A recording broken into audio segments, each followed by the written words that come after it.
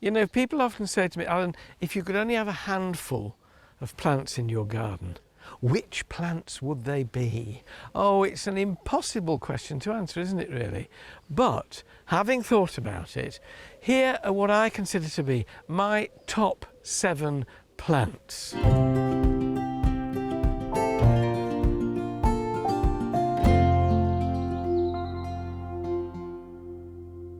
Every one of these plants I've grown, and most of them mean something to me. They're of a particular era or a part of my life. I've got indoor plants and garden plants, so there's a good mix.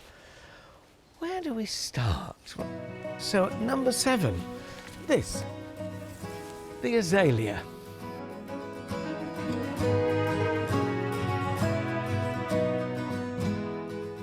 This is an evergreen azalea called Snow White, and it will be wreathed in glorious white flowers come the spring. There you are, you can see its blooms, sort of shaded yellow towards the throat in the middle. And they're great little shrubs. They'll grow, some of them quite low, perhaps only shin height, or they'll come up to chest height. And this one clearly is one which is going to form an evergreen mound. During the rest of the year, when they've had that spring flower, they do make great background plants. They're wonderful, fresh green, and in this case, evergreen. Azaleas and rhododendrons are, by their very nature, shallow rooted. That means they very quickly suffer from drought and from drying out. You need to keep the ground around them moist, so a good mulch is really useful there. And the other thing is never, ever, ever plant them too deeply. When you plant them, you want the top of this root ball, the top inch, showing above the ground, and then you can put mulch up and just over it. Plant them too deeply, only 2 inches too deep, and they'll be shy of flowering. They won't be happy. So what could possibly be better than an azalea? Well, right now, what could be better is this, the hydrangea Annabelle. Now, Annabelle is glorious in summer. The flowers start to come and they're lime green, then they open to creamy white, these great frothy heads. And the foliage disappears in winter, it falls off, it's a deciduous plant. 2 things it doesn't like, dryness at the roots and lack of support. So this is a great plant for damp soil. And look how luminous those heads are in the sun. And what you can do is thin out these stems every winter. Leave the flowers on, they fade and go papery right the way through the winter. So in a winter garden, when they're frosted, they're really quite pretty. At number 5, I'm going for a real old favourite, and that's this, Verbena bonariensis. Now, once you've planted Verbena bonariensis, it will be with you forever because it seeds itself about. But it's great. You can pull up the ones you don't want, but what it loves is well-drained soil and full sun. There is a lower growing one that only comes up to about 18 inches, but I like the taller one because although it comes up, you can see through it. It's statuesque, it's self-supporting, it produces far more flowers. And it's not just me who loves the flowers, it's the bees and the butterflies. This plant is awash with nectar, and they will come in and home in on it, and it will flower right the way through the summer. Plant yourself some Verbena bonariensis and enjoy the enriched insect life which will come to your garden. It's ridiculous, isn't it? Expecting me to stick to 7 plants after a lifetime of gardening. So I've cheated a bit and snuck in a couple of honourable mentions. The first one is a plant some people spurn because of its brief period of flowering, and that's the peony. Not in flower at the moment. It tends to flower late spring and early summer. And it's got foliage which isn't particularly remarkable, but plant it in a border with summer flowers around it and it will sit there having done its glorious flowering season earlier in the summer and later in the spring. These enormous, great bowl-shaped flowers of so many petals. Some of them have a central boss of golden stamens in the middle. Others are fully double in shades of white, pink, deep crimson, even salmon pink. One planting tip, if you find that peonies are shy of flowering with you, They'll year after year just produce green foliage. You've probably planted them too deeply. The roots, which are like a great big sweet potato, need to be only just below the surface of the soil. Plant them too deeply and they won't be keen to flower. It's brief but glorious, the peony flowering season, in any time from May through June. That's when they're at their best, but boy are they spectacular. My other honourable mention goes to this plant. Here we are. Agapanthus. Now, Agapanthus is an African native plant, but there are varieties of it now which are much hardier than the original Agapanthus africanus and which will come through our winters. They have, in most instances, one season of flowering, which tends to be June, July, but now there's a race of Agapanthus which they've rather neatly called Everpanthus. They have a longer season of flowering. A lot of them will lose their foliage in winter, it dies right down. Others, the foliage stays evergreen. You can check when you get it as to whether or not it's meant to be evergreen or whether it will die down. So get yourself some Agapanthus, and if you have only got a tiny little patio or a doorstep, it's great in pots. So those are my two honourable mentions that I've snuck in. What about the plant I've given the number 4 position to? Well, that's something I certainly would never be without. The hardy geranium. There are loads and loads of hardy geraniums with flowers that may be white through pink and purple to blue. Choose whatever you want. Few of them will ever let you down.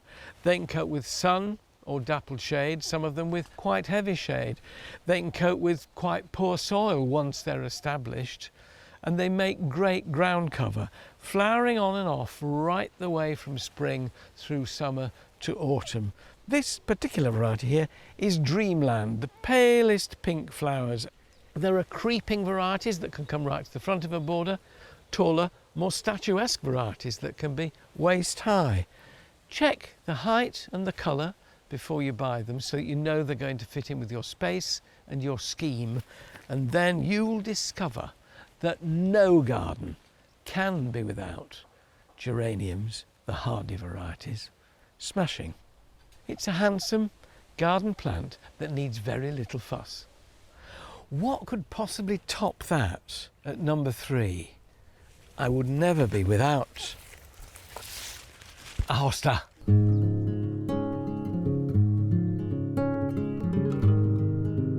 They may disappear entirely in winter, they die right down, but come spring, whoosh, out comes this enormous great fountain of leaves with all manner of shapes and variegations. This one is called, how very appropriate, Happy Days, with a Z at the end of Happy Days, with this glorious leaf, darker green on the outside, bright yellow in the middle. It'll get bigger and fatter as the years go on, a gloriously statuesque plant. You can see them here in our YouTube garden in really poor soil alongside a holly hedge. Yes, they're suffering at the moment, but look, they're still upright, and this has been the driest summer for years and years. That's the key. When you put them in, make sure you water them in that first year of establishment to really get their roots down. Then they'll seek out the moisture. It's a fabulous plant. For me, hostas are all about the foliage, and they make a sort of knee-high carpet around other plants. Use them in borders as foils for brighter flowers, and you'll find that they give your garden an added succulence right the way through the summer. It's getting harder now. This next plant has really earned its place at number 2. I grew it in my little polythene greenhouse as a boy, and on my first day at work, age 15, I found myself given a greenhouse full of them. What could it be? A pelargonium.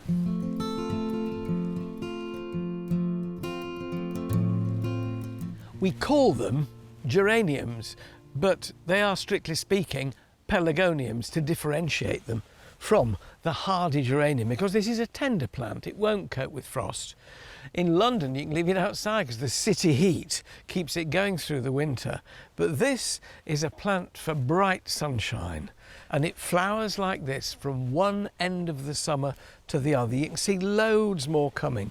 It's a glorious plant. Some of them are called zonal pelargoniums because they have a darker zone on the leaf. There are others which are scented-leaved pelargoniums. The flowers are not quite so spectacular, but when you crush the foliage, you'll get lemon or peppermint or rose, even cola. Cola bottles is one variety of scented leaf pelargonium. They're great pot plants for a conservatory or greenhouse. They're great pot plants to be outdoors in containers in summer. You can bed them out in flower beds. As long as you remember they're frost tender. Don't put them outside until the end of May when the danger of frost is past, and then when you get to the end of the year the frost will kill them off again, so bring them back in sometime in late September, early October.